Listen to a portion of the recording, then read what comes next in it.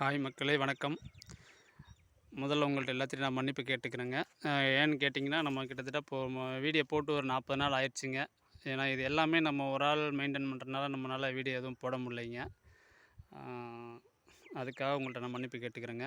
இப்போ இந்த வீடியோ எதுக்குன்னு பார்த்தீங்கன்னா, மிளகாய் விவசாயமே வேண்டாம் நஷ்டம் என்ன காரணம்?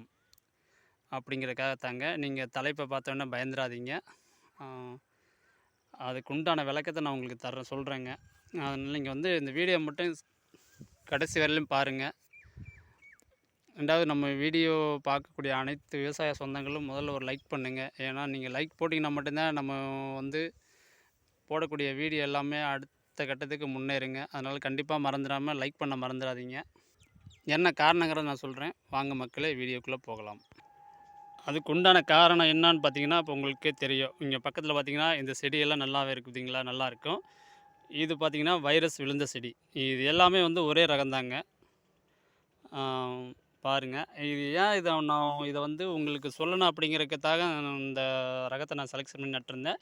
இந்த ரகம்னா இது வந்து அதிகமாலாம் இல்லைங்க. சும்மா இங்கனைக்குள்ள ஒரு 60 நாற்று 70 நாற்று மட்டும்தாங்க நட்டிருப்போம். ஏன் அப்படின்னு பார்த்தீங்கன்னா, இப்போ கிட்டத்தட்ட ஒரு ரகம் வருது அப்படின்னு பார்த்தீங்கன்னா, ஒரு 4 வருஷம் 5 வருஷம் அவ்வளோதாங்க நல்லா இருக்குது. அதாவது நோய் வைரஸ் தாங்கி மற்ற நோய் சுருட்டை எதுவாக இருந்தாலுமே தாங்கி வருதுங்க.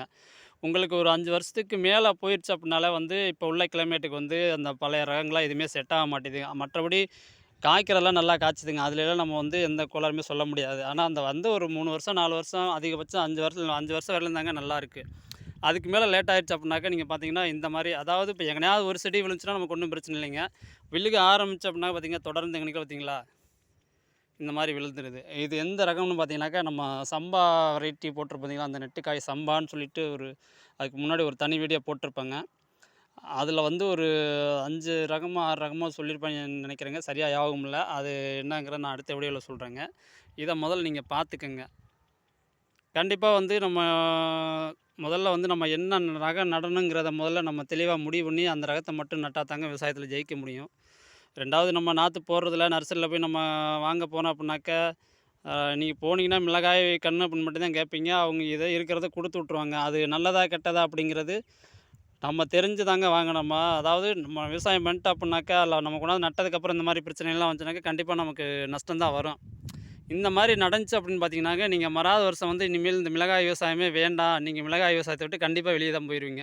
மிளகாய்ன்னு இல்லைங்க. பொதுவா வந்து இப்ப எல்லாமே இந்த ஹைபிரிட் ரகத்துல எல்லாமே ஒரு ரகம் வருது அப்படின்னாக்கா, ஒரு 4 வருஷம், 5 வருஷம் தாங்க ரிசல்ட் நல்லா இருக்குது. நோய் தாங்கி வருது. அதுக்கு மேல அது லேட் ஆயிருச்சு அப்படின்னாக்கா, இந்த பிரச்சனைய வந்து கண்டிப்பா நம்ம சந்திச்சே தான் ஆகணும். இத தவிர்க்கணும் அப்படின்னாக்க, நம்ம வந்து என்ன ரகம் நடணும் அப்படிங்கிறத முதல்ல வந்து செலக்ஷன் பண்ணிக்கங்க. 2வது புதுசா வர்றது அப்படின்னாக்கா, புதுசா வரக்கூடிய ரகம் எல்லாமே நல்லா இருக்கு அப்படின்னு நம்ம சொல்ல முடியாது. நம்ம என்னன்னா, இப்போ ஒரு ரகம் பண்ணிட்டுருக்கேன் நல்லா இருக்கு அப்படின்னாக்கா, அடுத்தடுத்து மார்க்கெட்ல புதுசா என்ன வருதுங்களோ, அந்த ரகத்த வந்து நம்ம ஒரு பாக்கெட்ட வாங்கி நம்மளே நாத்து போட்டு ஒரு நட்டு பார்த்துக்கிறது நல்லது. இல்ல அப்படின்னாலும் ஏதாவது கன்று கிடச்சுனாலும் ஒரு 50 கன்று, 100 கன்று ஒரு ஓரத்துல நட்டு நம்ம பார்த்துட்டோம் அப்படின்னாக்கா, அது ரிசல்ட்டு எப்படி இருக்குது அப்படிங்கிறது நமக்கு தெரிஞ்சிரும். அதுக்கு தகுந்த மாரி நம்ம அடுத்த முறை நடவு பண்ணும்போது கரெக்ட்டா நம்ம அந்த ரகத்த வாங்கி நம்ம நட்டுக்கலாங்க. இந்த இடத்த பார்த்துட்டீங்களா? இன்னும் ஒரு இன்னும் இருக்கு பாருங்க. காடு ஃபுல்லா நான் உங்களுக்கு காட்டுறேன். ஆனா இது என்ன ரகம் அப்படிங்கிறத நான் அடுத்த வீடியோல சொல்றேங்க. நம்ம போட்டிருக்க சம்பா வெரைட்டிலே வந்து ஒரு 2 ரகம் தான் பெஸ்ட்டு. அதுதான் நம்ம அதிகமா பண்ணியிருக்கோம். ஏன்னா அது நல்லா இருக்குங்கிறது நமக்கு தெரியும். இது வந்து இந்த கம்ப்ளைண்ட் இருந்தனால இதெல்லாம் வந்து நம்ம கிட்டத்தட்ட ஒரு 2, 3 வருஷமாவே நடலைங்க. இது எதுக்காக நட்டேன் அப்படின்னாக்கா, இத வந்து உங்களுக்கு காட்டணும், உங்களுக்கு சொல்லணும் அப்படிங்கிறதுக்கு தாங்க இந்த இத நான் நட்டுருக்கேன். அடுத்து இது ஒரு ரகங்க. இன்னொரு ரகத்தையும் காட்டுறேன் பாருங்க. இங்கன பார்த்தீங்கன்னா, இந்த ஹைட்டா இருக்கிறது இது ஒரு ரகங்க. அத விட்டு இந்த குட்டையா இருக்கு பார்த்தீங்களா? இது இது இன்னொரு ரகங்க. நம்ம ஏற்கனவே உங்களுக்கு வீடியோல காட்டுனோம் பார்த்தீங்களா? அதிகமா வைரஸ் விழுந்தது அது ஒண்ணு. இப்ப இது வந்து 2வது ஐட்டம். இங்க பார்த்தீங்கனாலே தெரியும். இந்த இடம் ஃபுல்லா எந்த அளவுக்கு உங்களுக்கு எப்படி இருக்குன்னு சொல்லி. இதெல்லாம் நட்டதுலேருந்து வரவே இல்லைங்க. இப்படியே தாங்க இருக்கு. கரெக்ட்டா விழுக ஆரம்பிச்சு அப்படின்னாக்கா, தொடர்ந்து அப்படியே அந்த இடம் ஃபுல்லாவே விழுந்துன்னு இப்ப எங்கனையாவது ஒரு செடி விழுந்துச்சு அப்படின்னா பரவாயில்லைங்க. நல்லாருக்கு. நீங்களே பார்த்துக்கங்க. இது 1 இது 2வது ரகங்களா? அடுத்து இன்னொன்னு காட்டுறேன் பாருங்க. பார்த்தீங்கன்னா உங்களுக்கே தெரியும். எந்த அளவுக்கு இருக்குன்னு பாருங்க. இப்படிலாம் இருந்துச்சுன்னா கண்டிப்பா நம்ம விவசாயத்தில முன்னேறவே முடியாதுங்க. அடுத்து பார்த்தீங்கன்னா, நமக்கு இந்த மிளகாய் விவசாயமே வேண்டாம் அப்படிங்கிற ஒரு மனநிலை தான் கண்டிப்பா வரும். நீங்க பார்த்தீங்கனாலே தெரியும். பாருங்க எந்த அளவுக்கு இருக்குன்னு சொல்லிட்டு. இது கொஞ்சம் கன்று மிச்சம் இருந்துச்சு அப்படிங்கிறனால நம்ம ஒரு 350 கன்னுக்கு பக்கமா அதில நட்டுருக்கேங்க. அதாவது இந்த ஒரு லைன் ஃபுல்லாவே நட்டுருக்கேன். பாருங்க இது எந்த அளவுக்கு இருக்கு அப்படின்ட்டு.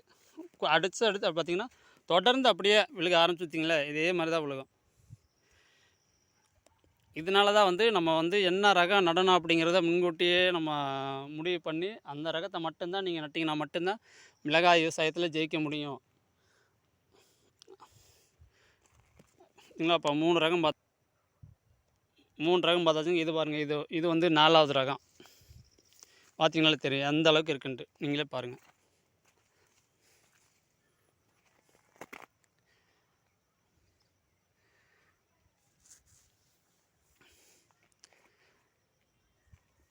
இதெல்லாம் வந்து தெரியுங்க. கண்டிப்பா வந்து இதெல்லாம் வந்து நம்ம ஏற்கனவே பண்ணியாச்சு. இதெல்லாம் நம்ம அந்த ரகம் நடுறதில்லன்னு சொல்லிலாம் விட்டாச்சுங்க.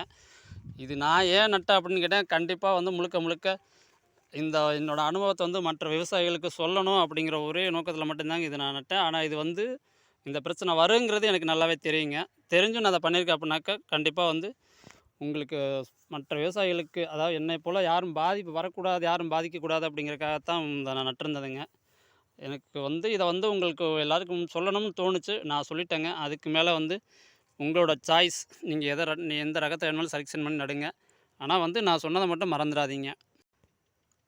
மத்தபடி நம்ம வீடியோ புடிச்சிருந்துச்சு அப்படின்னாக்க, நம்ம வீடியோவுக்கு லைக் பண்ண மறந்துறாதீங்க. கண்டிப்பா மற்ற விவசாயிகளுக்கு ஷேர் பண்ணுங்க. நன்றி மக்களே!